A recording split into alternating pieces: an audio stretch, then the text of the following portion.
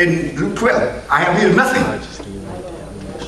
I have enough good for now, and I have such an abundance that I have more than I ever need. Even if the trend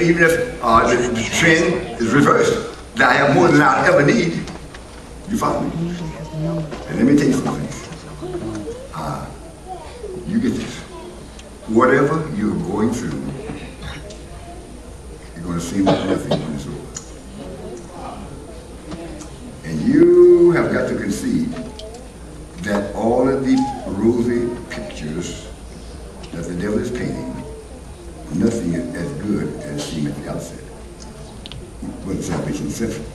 You understand that? So here we are, say to God. Now, listen. Even though at some point you might have seen this, but see, we are dealing with the unseen. You understand? And we try to use logic to prove the unseen. Well, you can't do that. You might, deduce it and all that. Well, there must be a God somewhere who makes the sun shine. All that. Well, that's psychological, philosophical, and all that. That's true. Well, then that doesn't convince you. You might reason that and read some book and how that, God made the world and the world didn't come to be spontaneous evolution, all this kind of stuff. Well, that sounds reasonable, but that's not convincing. You'll feel this way about that today and something entirely different tomorrow. Because your reason will shift, and what you saw today, you won't see anymore. Then listen, when the apostles, there's no way they would have gone through all that they went through, and most of them lost their lives, what we might regard as prematurely. There's no way they could have gone through that if they had not been convinced that there was something, you follow me, that's beyond here and now. There's no way they would have taken it on the chin, people lying on them, setting traps for them, seeking their life, depriving them, and even the church sometimes we didn't support them. But I can't be discouraged. I don't care what happens. I cannot be discouraged. I believe that God will make up the deficit. Hallelujah to God. You understand it?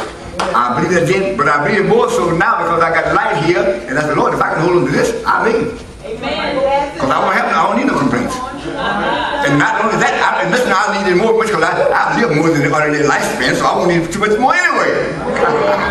And even if I had, see, you got to use everything at your disposal. You got to use all the reason and everything that you can make. Amen. Praise the Lord God. You can't just sit back in the corner and take some book and read it and think you're in heaven. Heaven can be with it.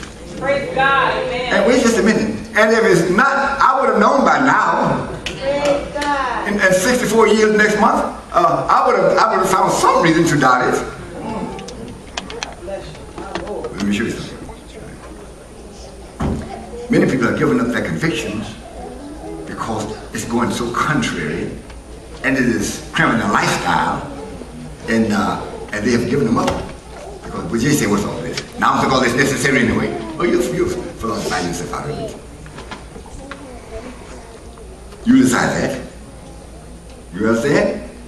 You come around. Well, I've been here and there, bound up all these years. Now I should be getting a wife in the first 3 weeks. But I don't see nothing in sight. What I do see is not admirable. All right, now let me tell you something. God made nothing with desires, with also creating a means of satisfying the desire. You follow me? You follow me? Now, God would not have made a duck longing for water and there was no water. He would not create a longing for life and life and on and on and on, and there's no life to inherit. That would be unjust. How we going on all these lives? He got me longing for life, and after I draw my last breath, I'm done. No. That's not God's. That's not His character at all. Praise God. Praise God. Now, let us analyze this phase so we can go into something else. All right. The 4th chapter of 2 Corinthians, and our 4th verse we're reading. Or verse number 7. But we have this treasure in earthen vessels, All right? that the excellency of the power may be of God and not of us. Do you understand? And follow it closely. See now, we have something innate when God saves us and sanctifies us. You understand? That makes us exemplary. And examples. And we don't become examples by striving and holding our hand and trying to prove points. It's in us. We have that capability. You follow me? You have that capability. So now let me tell you this, children. And don't you say, well, you just strong. Well, we're all the same without the power of God. You have access with so much power than anybody else ever had. Your capacity might be less, and you don't need as much to perform your operation. You understand? But it's there. All that you need to perfectly perform what God has assigned you, despite the difficulties and the adversity, is there for you. And you can be as successful as anybody has ever been. With the power of God, not of us. You're not depending on the preacher to do that for you. You're not depending on your husband, your wife, or your best friend, or your prayer partner to do that. The power of God.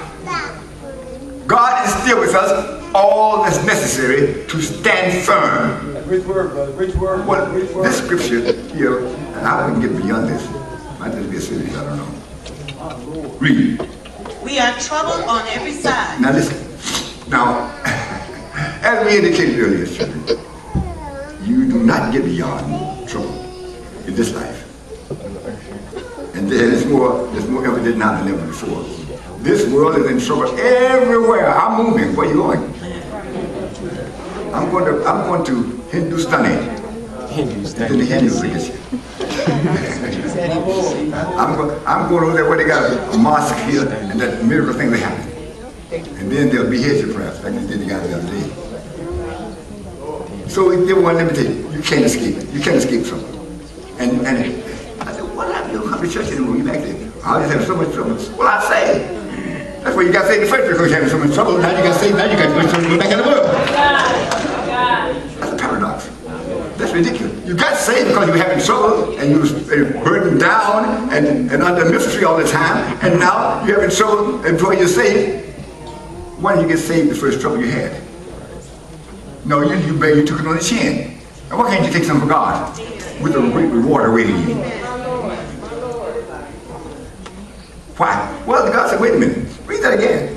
We are troubled on every Trouble side. on every side. Yet not distressed. Yet not, wait a minute. I said, you follow it. Now, he let you know that there are going to be some difficulties. You understand? I mean, I say, I'm going to let you know first. I'm not going to overemphasize the positive, but I'm going to include the positive to encourage you. Now, you listen to me. This is the things of God.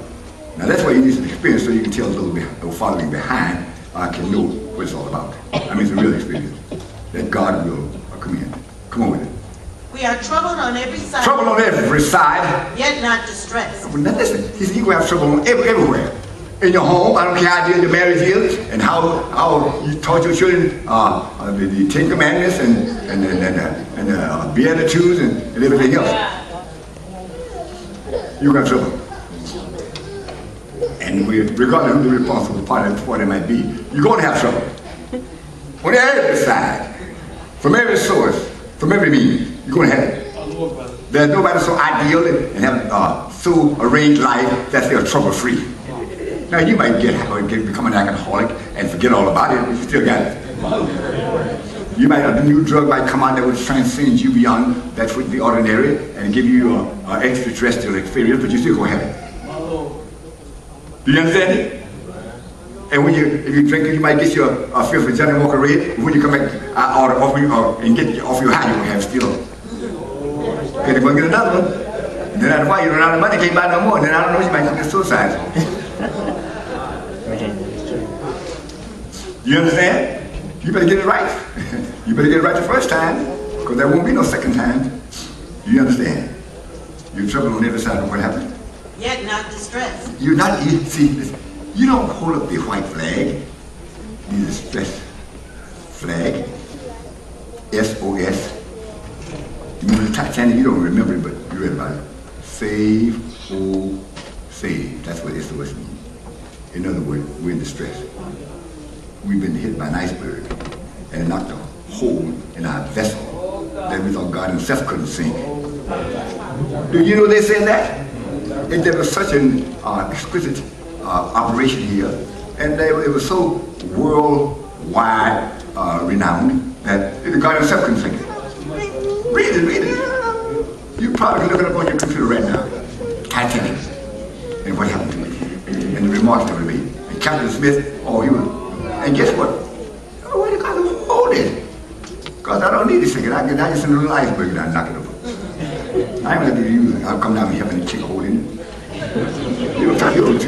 One guy said, I prove that there's no God. What? And God says, I tell you what, if that be a God, I challenge you. Let him send a lightning flashing and knock me down right now. And while he was talking, a gnat went and got his throat, choking to death. I'm not going to use no lightning on you. No lightning flash. I'm going to say my lightning to something else. Not let the gnat get you. You're trying to prove to the world that I challenge God. I'll prove to you. Well, you go ahead. You try that if you wish to. And your predicament and the outcome will be the same. God, praise God.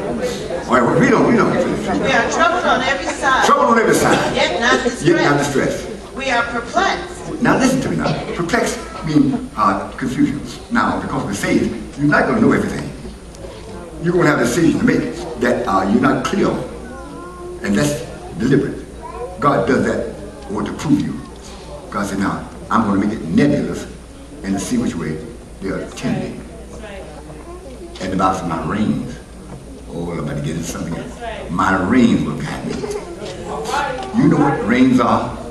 You know what reins are? The horses are led by their reins. You don't have to give them a command, just put it this way, that way, or not. And there's something that God gives you in time of perplexity, when things are unclear. There are times when God will give it to you, and you might not know the answer. You might not be able to find it in the book. You might not be able to receive it from a counselor. But your reins will lead you. How did you come out of that? What counseled you? Well, I just prayed, and I just felt a tug. Right face. Through the real march. I ain't gonna. When I got inside this house, and I thought to go in, I heard something say, through the real march. My rein led me. When the preacher watching you, no, the preacher wasn't watching me, but my rein led me. What happened to George? His rein didn't need him.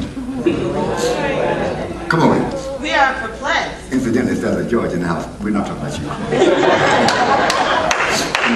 We are perplexed. We're perplexed. But not in despair. All right? We don't always know. I don't care how knowledge you are, how spiritual you are, how much discernment you have. There come time you just don't know what to do.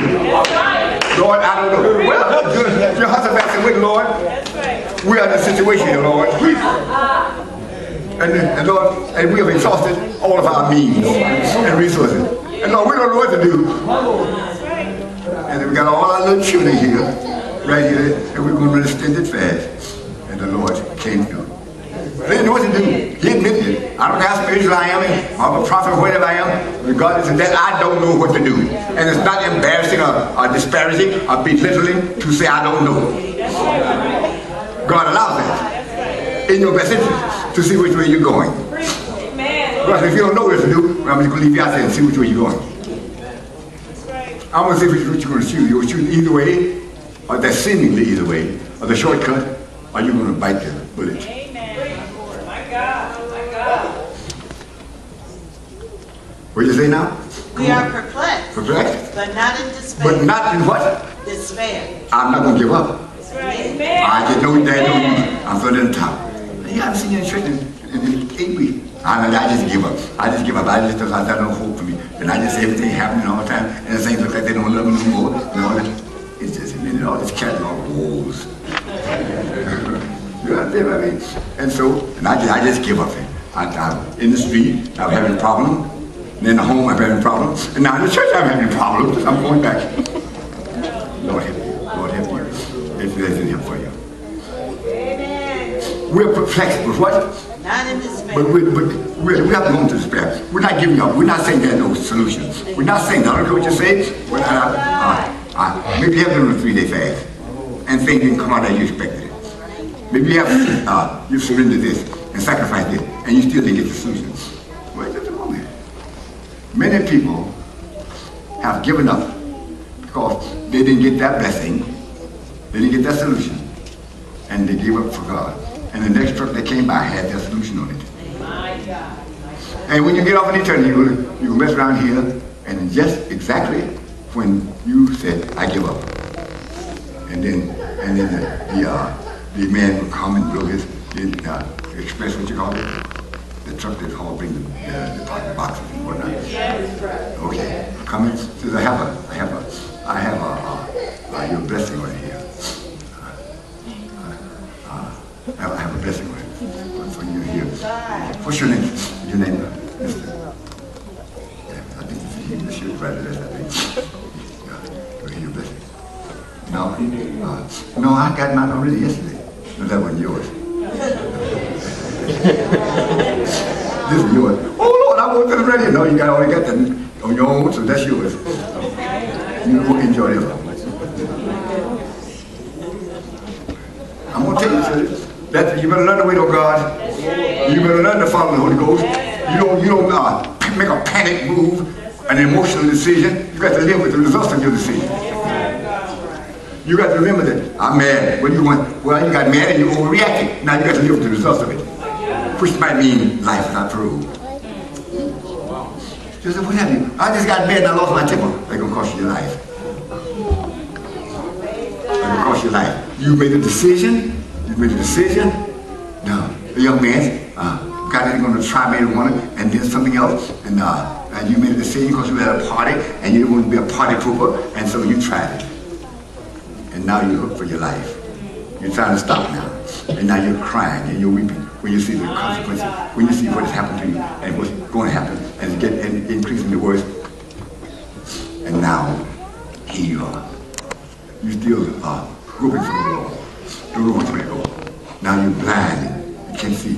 Now you're trying to find something to do. You're trying to find the wall. So I know where I am.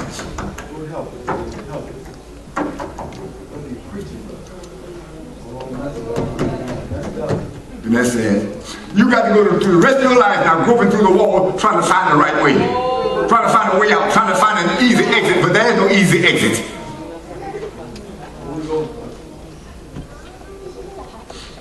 All right. Come on with it. We are perplexed. Perplexed. But not in despair. But not in despair. Persecuted. Persecuted. But not forsaken. Now it seems that the whole world is against us. And the whole world is on our shoulders. But I got faith. I'm not forsaken. Even though the devil says they don't care about you and there's no relief for you and there's no relief inside, we're not forsaken. I don't know what you say. Say what you want to say. And everybody say, well, you may throw in the towel. You may throw in the towel. And they'll say what you want to say. That's their business. You got a mouth, they can say what you want to say. But I'm not going to despair. Right? Because God has given me grace to endure. God has given me grace to endure. What? And I get to shake myself, and amen, give me a second wind, and strike out again. Amen. Go to Christ. You know, when I look at those things, they could have destroyed me. And maybe I might have been verged on it. And now I look back and laugh at it. I can laugh at it. That thing so that's another Lord, suppose I decided I just can't take no more and I given up. And now I found out there was nothing to it but a big puff of air, a big puff of air. And now I sold my soul for a little relief, and now that don't mean nothing.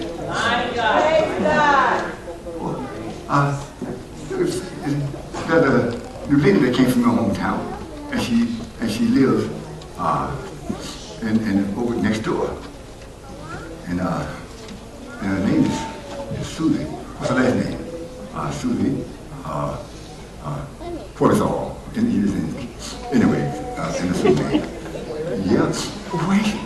Oh, you know what? That used to be my girl. I mean, she's fine. Or she's a fox. I know. Or she's a fox. Let me meet her. And that was 40 years ago. You see Susie now. You just lay down. All the front teeth gone. The back one false. You know what I mean? And now, the belly is bigger than a waistline. And you, let me be this, who is this? Susan Rex. That's not the Susan that I remember. You know, well, in fact, and now you're going to be a Susan one of these days. And so it's not going to be the same one that you shouted over all the people throwing rice when you're walking around and you building to shake your hand.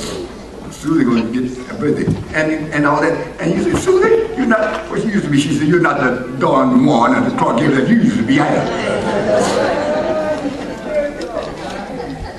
You know, you would think you're still the same. You think you're handsome and you're a woman slayer. But you've always been slain. Come on. Persecuted. Persecuted. But not forsaken. But not forsaken. Okay. Hold it. Now, God don't just leave you out there. I know of no position that we might find ourselves where than to be forsaken. That's right. When we need some help most. When we need someone to rescue us most. And they just stand back and watch you perish. When Jesus only once or twice ever cried for the mercy, Lord, Lord, why have you forsaken me? He had such a relationship with God, and now, because of the sins of the world, he was bearing what God could not look upon sin. He didn't forsake him indeed, but at that moment he could not look upon sin because he had bearing the sins of the world. And so, Lord, why have thou forsaken me? Paul said, at my first answer, no man stood with me. And with all his ministers had left him, I got this, Demas, Peppers, and on down. One with you. And he said, well, but the Lord stood with me. You can so here encourage yourself. There comes time you got to encourage yourself. The one that usually encourage you might see you different now. They might be your antagonist, not your encourager. So you better learn how to encourage yourself and stay before God and pray through for yourself. It's good to have someone by your side that you can depend on, but it's better to be able to reach God for yourself. Now, let's get on to it now. Now I'm going to show you something. I can't leave you out there. Now I'm telling you about heaven and to give up everything for the prospects of making heaven. So I just can't leave you out there and ask you to give up all that you've known and all of the thrills and that you've enjoyed and all of the ecstasy that you've experienced. I can't do all that and then I just leave you out there grabbing for straws. You understand? Now, is heaven knowable? Can we know it? Don't you know that God would not leave something of this magnitude to speculation? That's right. Don't you know he would ask you to give up everything, even your life, for this truth and on nothing more than a wild speculation? Don't you know better than that? Well, many people, who knows? Nobody ever been to heaven. Well, if I say tomorrow, and if I actually go to heaven, come back, and I say, I've been. No, you didn't. You would accept it anyway, because I'm not even worried about you. I ain't got to send anybody to heaven every day to prove a point to you. But there's enough evidence to prove it, if you're honest. There's enough evidence of heaven to prove to every man if they want. That's right. You understand? But now, there can be a more definite evidence. And now, there are many people who are part of the church have not that evidence that's necessary to come through. That's why they go back in the world. See, their consecration and their commitment to God becomes fuzzy and become not unclear. And so now, and it's too much to give up the world and all that I've enjoyed for something that that's questionable at best. You follow me? So then, now, you knew one time.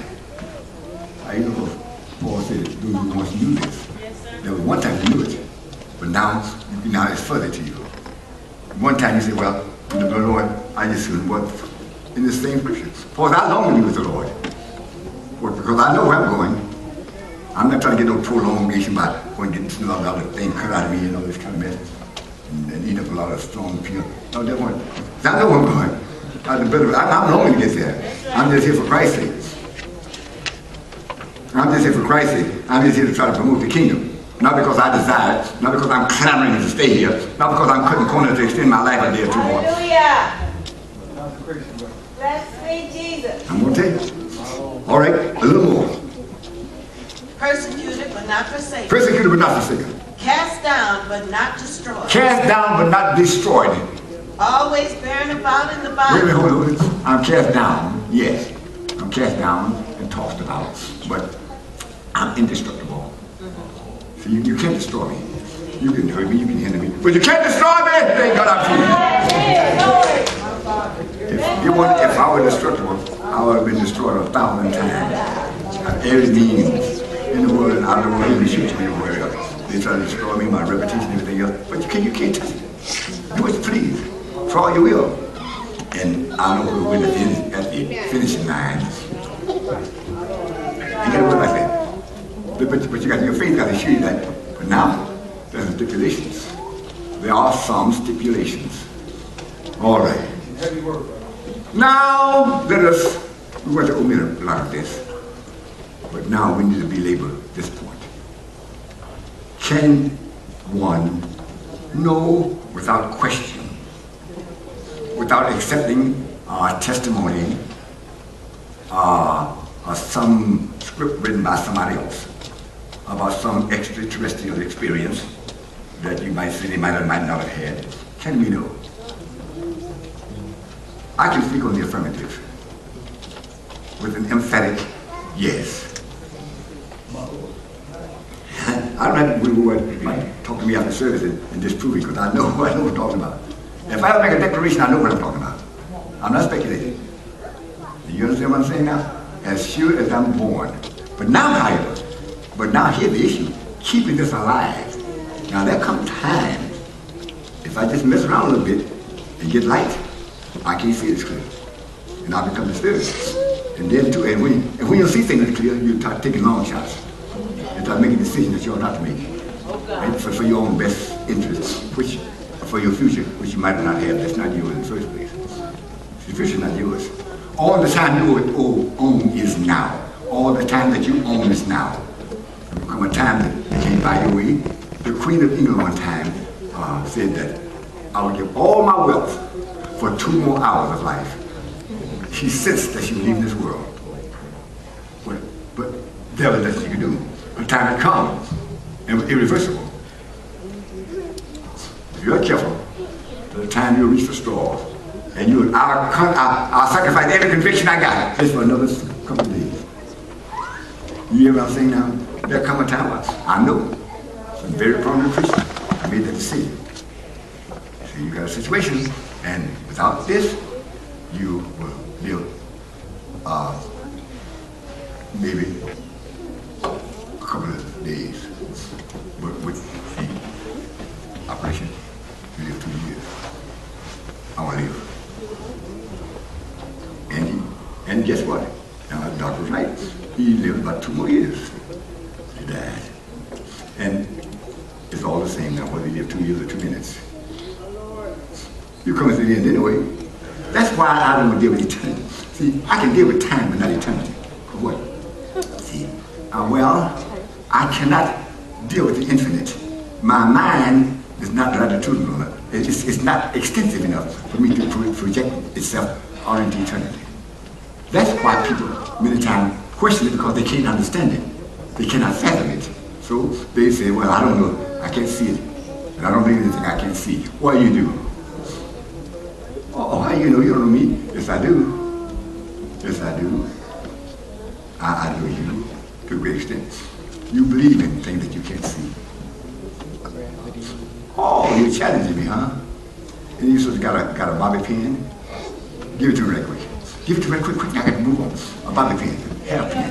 Don't you have one? And I don't want to lose your weight.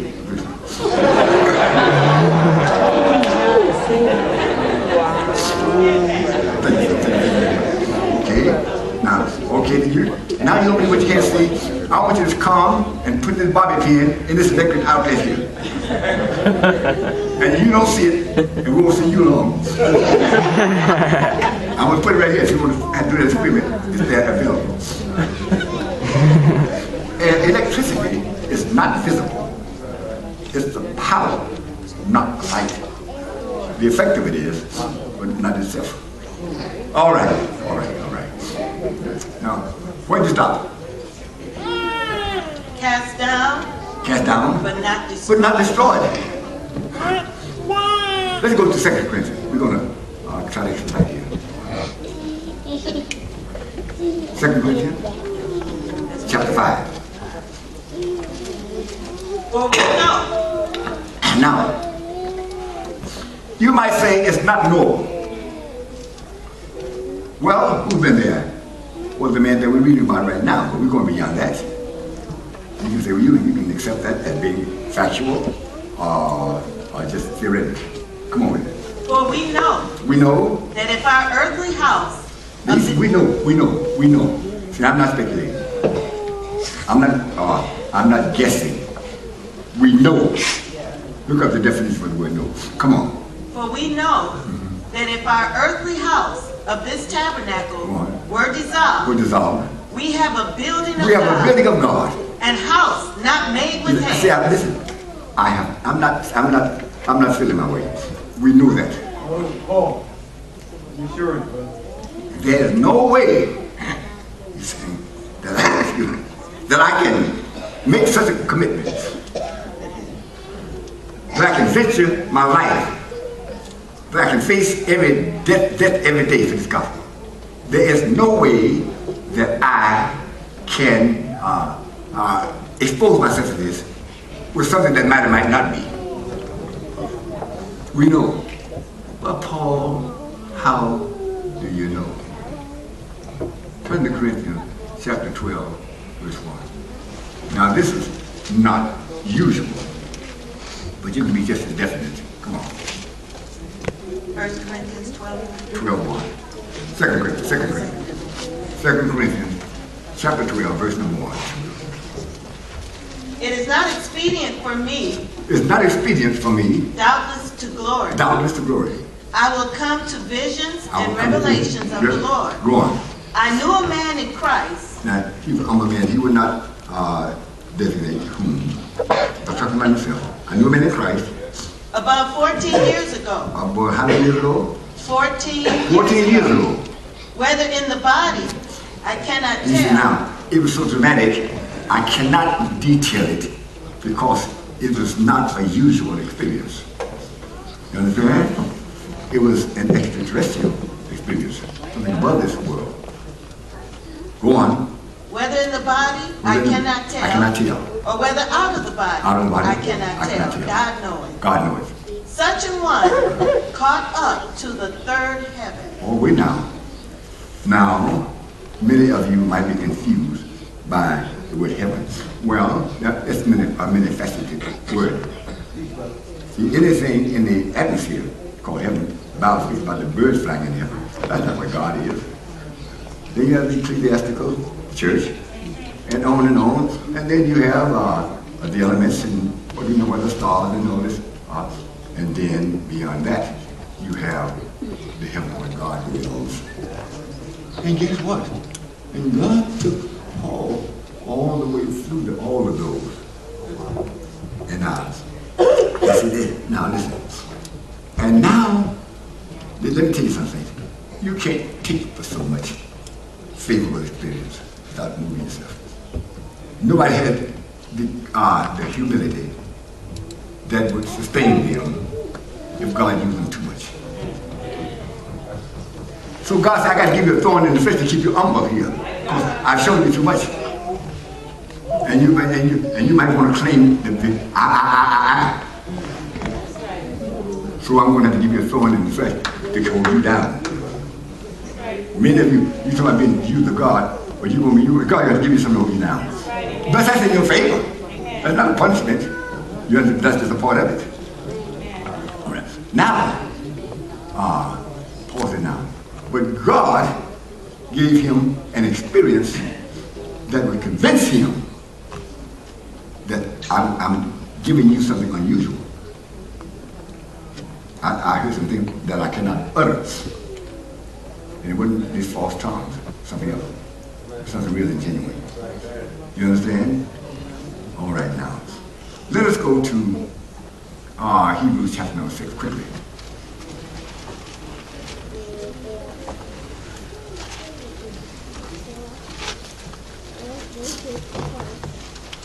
All right, chapter 6. Verse 1. Is it go rest of here? Therefore, leaving the principles of the doctrine of Christ, let us go on to perfection. Let us go on to perfection.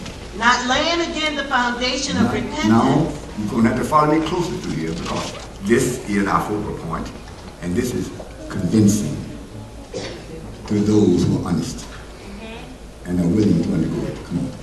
Let us go on unto perfection. Let us go on to perfection. Not laying again the foundation Not laying again the foundation of repentance, from dead works, and of faith toward God. And of faith toward God. Of the doctrine of baptism. And of laying on of hands. And of resurrection of the dead. And the resurrection of the dead. And of eternal judgment. And of eternal judgment. And this will we do if God permits. This will we do if God permits. For it is impossible. It's impossible. For those who were once enlightened. Those who were once enlightened. And have tasted of the heavenly gift. Follow. Don't get hung up on the other one. That's not our emphasis. But we're talking about something that's stronger. That you can experience. And I trust that some of you have. Read the last portion again. Follow me closely. Follow me closely. And have tasted of the heavenly gift. And have tasted of the heavenly gift. And were made partakers of the Holy Ghost. Yes. And have tasted the good word of God. Wait a minute. Now how can we know? Do the taste test. Do the taste test. I was in Far Rockaway, New York running a meeting. And there was a young man from River Rouge who I knew well. And I got his address from his relatives. And I called him. Charlie, I said, come on out. He came out, he was a cab driver. And he was talking to me. He said, sometimes they leave a lot of things in my cab. And and I left a big bag of dope one day. And so there was a restaurant owner. I told him about it. And so he said, wait a minute, let me taste it. This is good stuff. How much you want for it? You never know sham, we don't mix your brown sugar with flour. You know when you taste it, I'm not a novice. Yeah, that's good stuff. How much you want for it? I knelt at the altar. And I told God, if you forgive me, you won't be bothering me anymore. I give up whatever. And by, God came through and witnessed my soul. And I got a taste of heaven. Oh, I got you, so please. Some of y'all have to. I hope. And I've not been the same since. And I found nothing that was so impressive. I had an inkling of going back and trying again. I don't regret nothing that I gave up from the Lord. You can say, don't have no fear on me. Amen. So as I say, one brother, you say, wait a minute. If me and a bear get in the fight, have the bear. Don't worry about me. Because I'm all right. I don't have no situation here. Praise God, praise God, praise God. Listen. Now, you can know it because you can taste it. And it's something that you cannot taste down here. It's something that this earth cannot reproduce. Nothing akin to it. Well, I haven't witnessed that. That may be why you're standing on the fence today, because you haven't witnessed it. Sometimes it may be why you're a fence rider, because you have not witnessed it.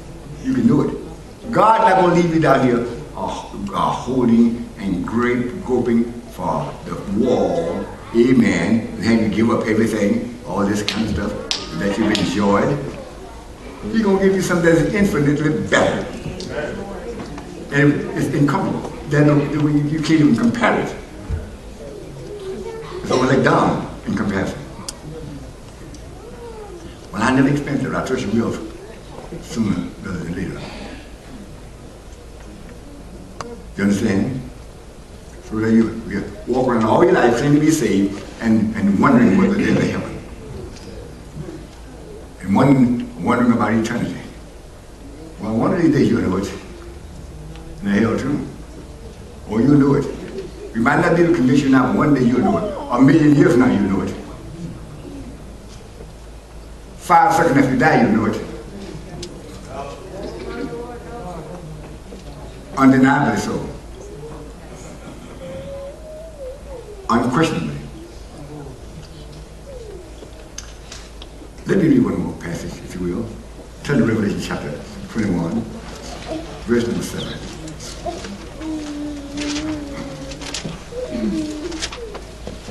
He that overcometh shall inherit all things. Shall inherit all things.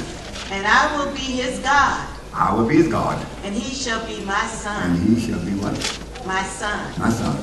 But the fearful, and unbelieving, and the abominable, and murderers, and whoremongers, and sorcerers, and idolaters, and all liars, and every one of them. That's right. Shall have their part. When you declare something as being truth and having proof, liar. Of course, you might be wrong. And many times you are. Prove all things. And who faith that this is good. Come on. And all liars shall have their part in the lake, which burns with fire and brimstone. Oh, you're going to have your part in the lake because you chose it, not because you had to. Give me the 27th verse. Now listen to this closely. And there shall in no now wise. Who's going to be there? And what is the what are the qualifications? What are the criteria? How do you get there? And what's necessary? Come on. And there shall in no wise. There shall in no wise. Enter into it anything that defileth. Neither. Now let me tell you this here. These people who teaches, and some of us act like it, that you must sin, and that, well, you're going to get bad sometimes, you're going to lust sometimes. You know, there's some things that you people ordinarily do, and they think you cannot live free of that. That will be a part of your total demeanor. You understand? And so what does it say now? And there shall in no wise enter into it anything that defileth. Neither whatsoever worketh abomination. What's that working abomination? Oh, not anything that's silent. Now listen to me. You study this. Don't pervert the word of God for your convenience because it seems to be a little too stringent. You've heard me tell this hundreds of times, perhaps, how that one of the sisters worked at a baby milk factory up here. And so they had great big vats that would hold hundreds of gallons before they canned it. And so the inspector come around and he see a speck in that vat and condemned it. Well, why not just dip out the speck? No, the speck represents the contents.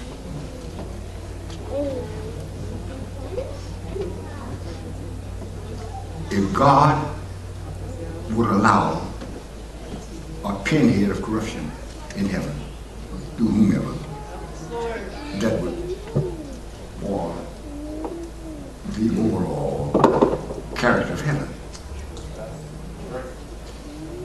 To get in heaven, you can't have a pinhead of corruption. You can justify it, you can try to explain it away, do what you will. But you can heaven, you cannot have a pinhead of corruption in your spirit. You might not know everything, but in your spirit. Now, you can perhaps decide this is too stringent, and you can sweep it on the rug as you've done so many times. Or you can get situated this morning and leave it clear in your soul and enlightened by the operation of God. And if you want help, we're here to help you. We're not here to rake you or condemn you. We're here to help you and we give ourselves in our temple. Shall we stand?